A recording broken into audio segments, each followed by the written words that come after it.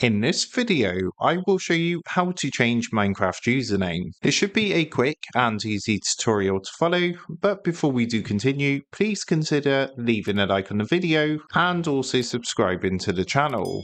I really do appreciate it. To get started, what you're going to want to do is open up the Minecraft launcher, and once you've done that, what you want to do is come down to the bottom left hand corner and click onto settings. Once you've clicked on settings, come up to the top, you can see we've got general, accounts and about. So what you want to do is click onto accounts, and it's going to show you your account which is linked to Minecraft. Now at this point it might say Microsoft, you might also have a Mojang account, but whichever one you want to change, you want to hover over, come to the right hand side, click onto the three dots, and then click the Manage Minecraft Java Edition profile. What that's going to do is open up the Minecraft website and take you to the sign in page where you can sign in with your account to change your username. So I'm going to sign in with my Microsoft account.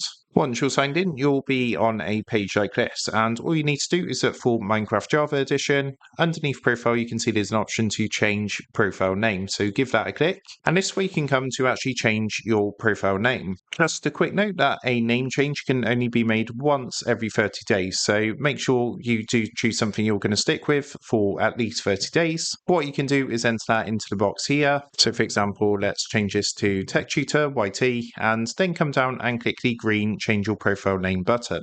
After doing this, you should have a success message. As you can see, it says success, your profile name has been changed. And as mentioned, you can change it again, but only in 30 days.